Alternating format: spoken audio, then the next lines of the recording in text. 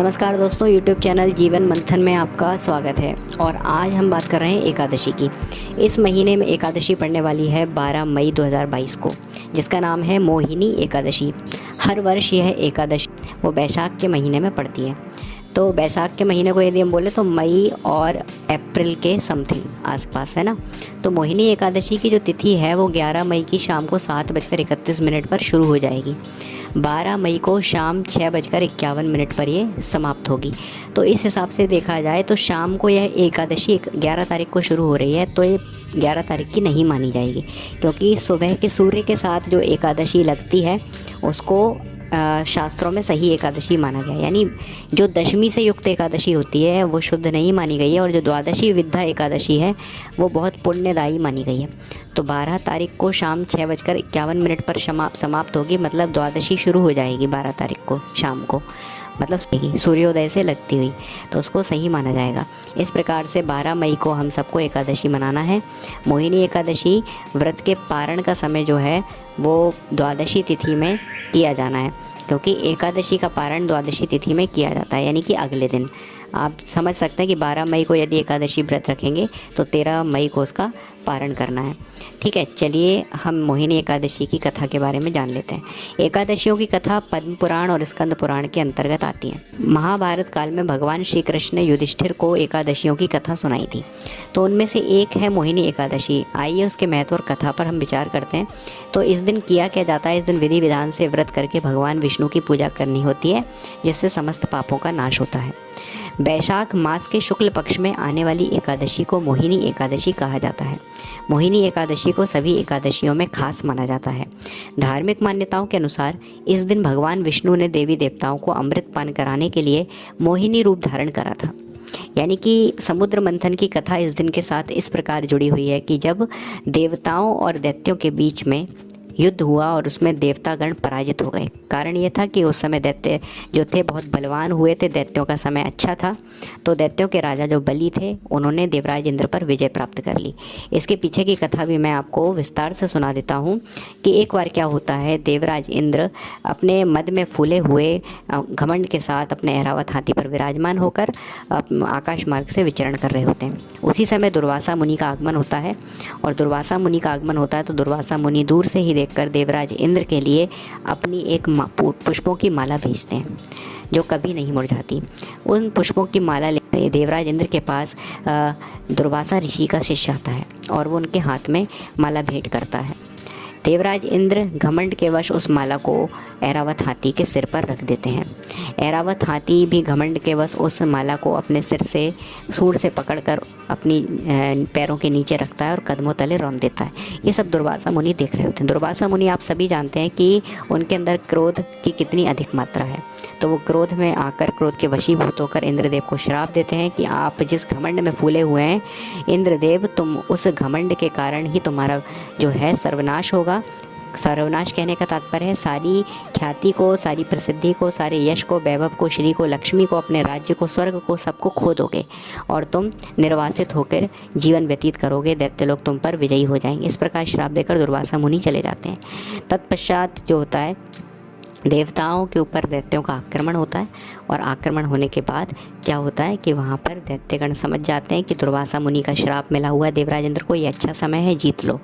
और दैत्य देवराज इंद्र को जीत लेते हैं, और देवराज इंद्र पराजित होकर वनों में, जंगलों में, कंदराओं में विचरने लगते हैं।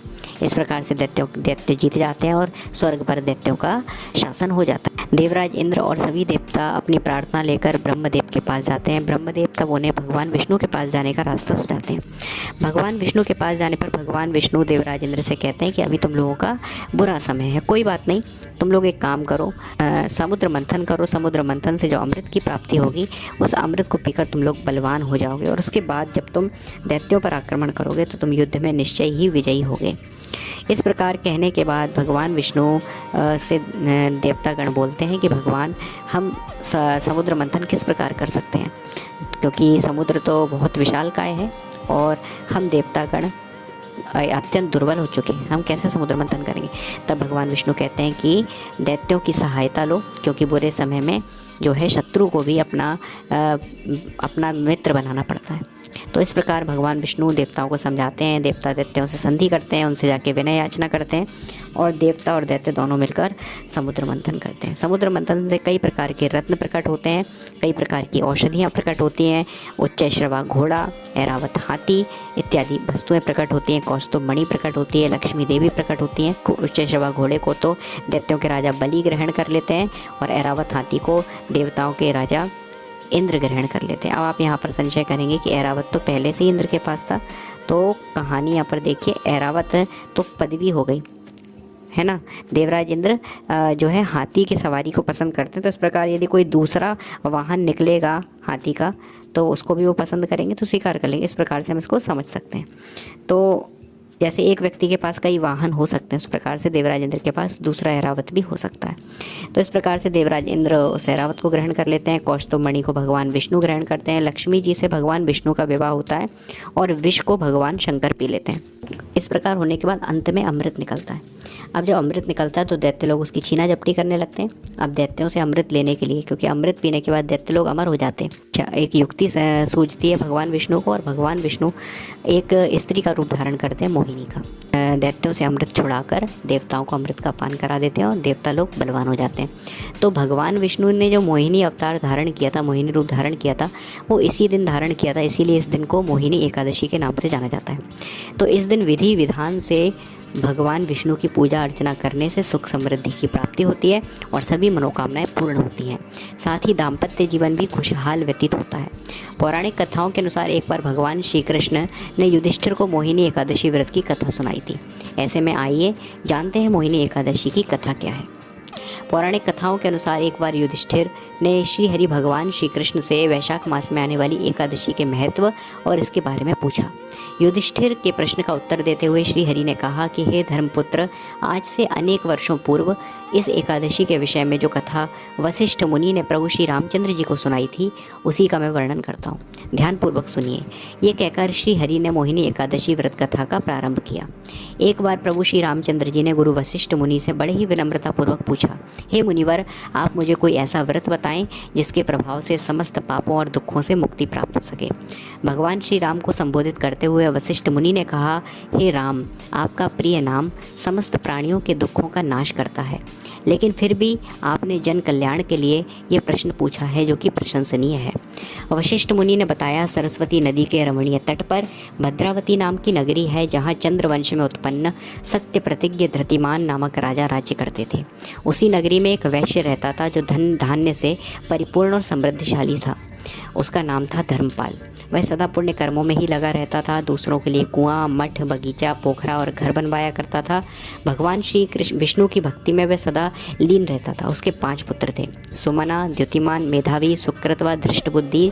धृष्टबुद्धि 5वां पुत्र था, लेकिन दुर्भाग्य से उनका 5वां पुत्र धृष्टबुद्धि अपने नाम के अनुसार ही अत्यंत पापी और दुराचारी था। वह बड़े बड़े पापों में संलग्न रहता था। वह वेश्याओं से मिलने के लिए लालायित रहता था। उसकी बुद्धि ना तो देवी देवताओं के पूजन में लगती थी और ना ही ब्राह्मणों के सत्कार में। वह अन्याय के मार्ग पर चलकर पिता का धन बर्बाद किया करता था। एक दिन वह एक वेश्या के गले में हाथ डाले चौराहे पर देखा गया। इसे देख पिता ने उसे घर से बाहर निकाल दिया और लोगों ने भी उसका परित्याग कर दिया। अब वह दिन रात अत्यंत शोक और चिंतित होकर इधर उधर भटकने लगा। एक दिन वह वैशाख के महीने में महर्षि कौंडिन्य के आश्रम में जा पहुंचा। महर्षि कौंडिन्य गंगा से स्नान करके आए थे। धृष्टबुद्धि मुनिवर कौंडिन्य के पास गया और हाथ जोड़कर बोला, हे मुनिवर, मुझे कोई ऐसा व्रत बताइए जिसके पुण्य के प्रभाव से मेरे कष्टों का नाश हो सके और मैं इस असहाय पीड़ा से मुक्त हो सकूं। महर्षि कौंडिन्य ने बताया कि वैशाख के महीने में शुक्ल पक्ष में मोहिनी नामक प्रसिद्ध एकादशी का व्रत करो। धृष्टबुद्धि ने महर्षि कौंडिन्य के कथानुसार मोहिनी एकादशी पर विधि विधान से व्रत किया और उस व्रत के प्रभाव से वह निष्पाप हो गया तथा अंत में वह दिव्य देह धारण कर, यानी कि एक दिव्य शरीर से युक्त होकर गरुड़ पर सवार होकर भगवान विष्णु के परम धाम में चला गया। इस प्रकार यह है मोहिनी एकादशी का महत्व। आप सभी मोहिनी एकादशी का व्रत का पालन कीजिए। आप सबकी अभिलाषाएं भगवान विष्णु पूर्ण करें। बहुत बहुत धन्यवाद।